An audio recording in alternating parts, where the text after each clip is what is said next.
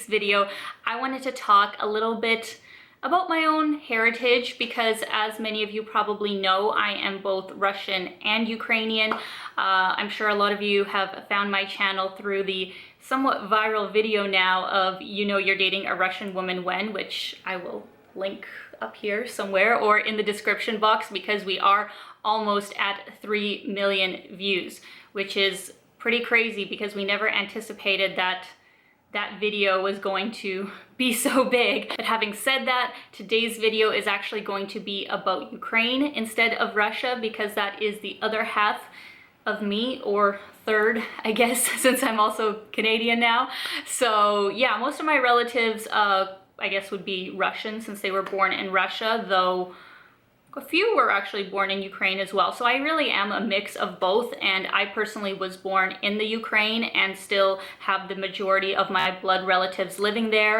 So I tend to go back every couple of years to see them and to just be in the country, because it really does feel like home on many levels, and I'm very passionate about the freedom of Ukraine and just, you know, supporting and promoting the country as much as possible, as you guys probably have gotten a sense of here on my channel. So in today's video, I really wanted to give you guys some tips if you are interested in going to Ukraine, and some factors that I feel like some people might not expect if they're going there for the first time, because it is a bit different than Western Europe. I mean, each country obviously has its own idiosyncrasies. What is that word? You know, differences in countries. Obviously, we're all slightly different from each other in certain ways, but with Ukraine and Eastern Europe in general, it is quite different than Western Europe, and anyone who has traveled a lot in those areas would know that. But for the people who haven't kind of went there before, this is just a list of things to maybe keep in mind that would make the transition a little easier. So without any further ado, here are the top 5 things you should know before you go to Ukraine. So the first thing that I think people wouldn't really anticipate when going to Ukraine is that English is not as commonly spoken as it is in Western Europe. I've traveled all over Western Europe, whether it was to France, Spain, Germany, Switzerland, and to be honest, I very rarely had any issues of somebody not understanding me when I was speaking in English, which I know is just such a big privilege. And yeah, it's just the expectation that when traveling in Western Europe, the majority of people will have some basis of English, because they do usually learn it in school, and they just usually speak like 3 or 4 languages like it's nothing. It's just very impressive to me. There is a bit of a difference when going to Ukraine, because even though they are starting to incorporate extensive English classes in schools, it is still not commonly spoken, especially all over Ukraine. If you go to Kiev and kind of stick in the tourist centers, whether it's like downtown Krishchatyk or, you know, going into the more tourist kind of areas, sure, in those areas you probably will be fine. But as far as going to some other parts of Ukraine and some of the smaller centers especially, it will be a lot harder to communicate in just English.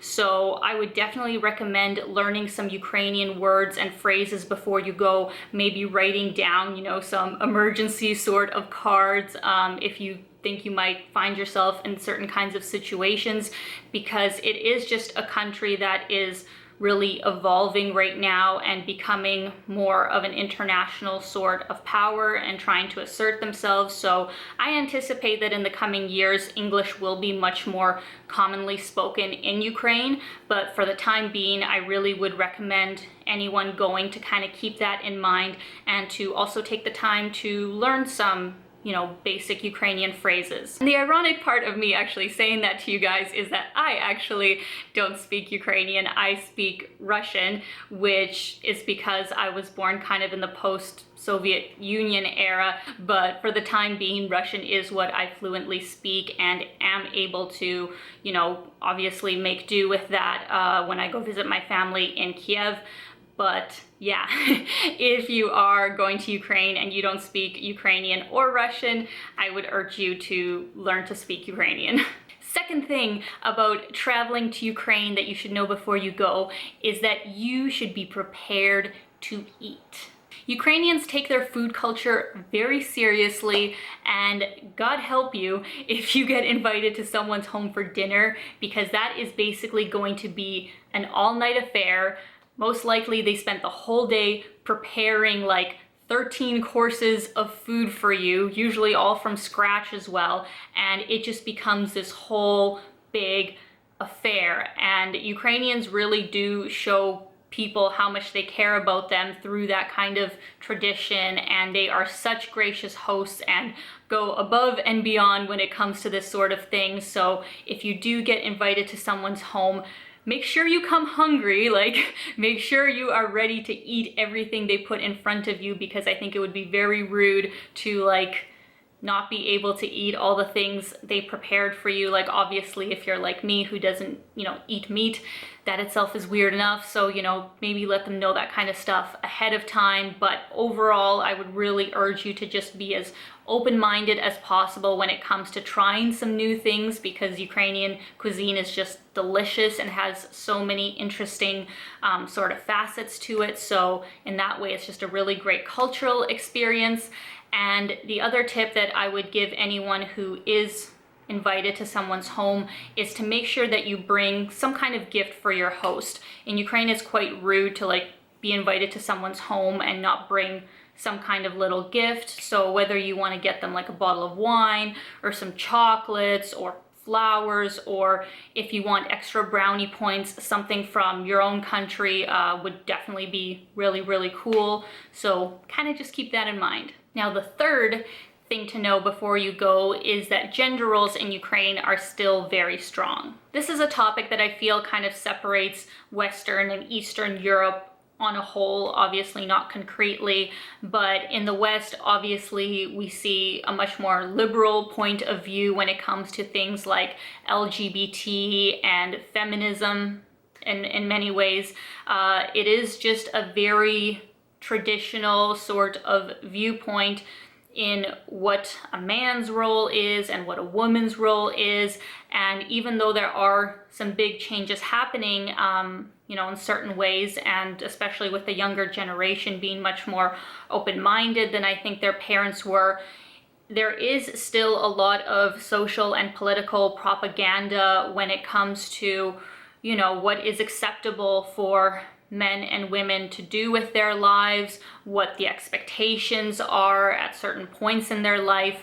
And it is a bit of a shock if you haven't traveled a lot or gone to countries that have a much more different point of view than we see here in the West. I'm not saying to assume that everyone you meet is going to be super conservative or traditional, but if you are someone who has like super intense left-wing sort of beliefs, for your own safety, I would probably recommend to just, maybe keep those things to yourself until you kind of suss out who it is you're talking to and what their viewpoints are, and kind of, use your own discretion from there. But just anticipate that that might be a thing. Now, the fourth thing to know is that veganism, and any dietary restrictions for that matter, are not really a thing in Ukraine. I actually do feel quite sorry for people that have some very intense allergies that are going to Ukraine, because I feel like there is a very limited kind of knowledge and acceptance about that kind of thing. Any kind of like restrictive diets in general in Ukraine are not anywhere as common as they are here in the West. Now, veganism, that is a whole other conversation, and it is definitely not even widely well known to what it is and why people do it. And there are so many animal products in the most common Ukrainian dishes. So if you're going to Ukraine and trying to preach veganism, like, you are barking up the wrong tree for the time being, so to say, because most people think that is absolutely nuts, and like, why would you ever do that? And you're depriving yourself of healthy food. So maybe just keep the preaching to yourself, as I had to learn for myself being a plant-based eater. I remember telling my grandma over the phone about 2 years ago before I went that, like, Grandma, like, I'm a vegetarian, and I wasn't even gonna go into veganism. Like, I knew vegetarian would be more than enough for her to handle, and she was like, why? Like, why would you do that? Like, how are you gonna live, you know, without these nutrients and all these kinds of things? And so finally, you know, I got her to understand that I'm not just gonna eat any meat while I'm there, and, you know, if she can please, you know, accommodate me without any meat dishes. And it was just so funny because she was like, okay, I'm not gonna make you any meat. I'll just make lots of fish.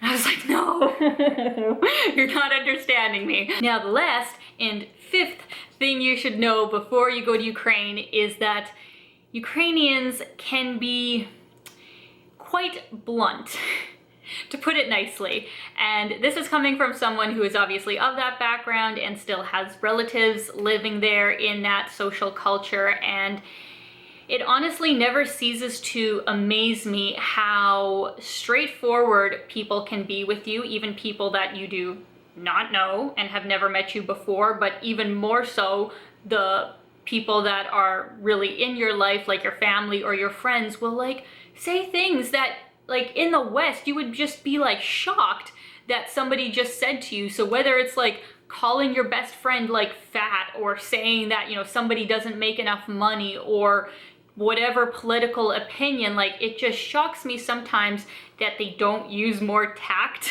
in the way that they make their points. And I guess that is just the social kind of differences between the West, or especially here in Canada, where we are super polite about how we say a lot of things and are very, you know, open-minded in our points of view overall. But in Ukraine, once they set their mind on something, once they have like a certain kind of belief about something, they are just like set in their ways, and it takes so much to change their opinion, and they will be very blunt and sometimes aggressive with their opinions.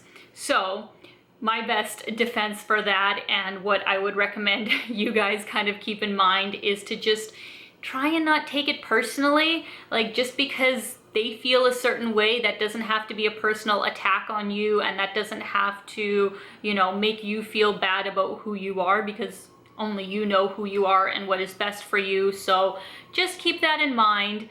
That's something that I found to be true about Ukrainians, especially having a whole family of them. So that is it, guys. I hope you enjoyed my top 5 tips of things to know before you go to Ukraine, and let me know if Ukraine is a destination that really interests you, or if you yourself are a Ukrainian. Let me know if you agree, or politely or not so politely disagree with the points that I have stated.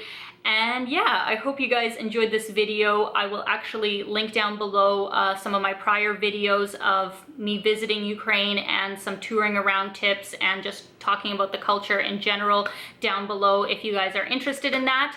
And if you're not already subscribed, please do so down below. I try and post a new video every single week. And also, even if you are subscribed, please hit the notification bell, because I have heard from some of you that you're not being notified when I do post a new video, and it's not in your subscriptions. So I don't know if something's wrong with YouTube or what's going on, but if you hit the bell, then you will for sure not miss any of my videos, and your support means so very much. So I hope you guys are having a spectacular day. Keep being your own kind of beautiful, and I will see you soon. Bye, guys.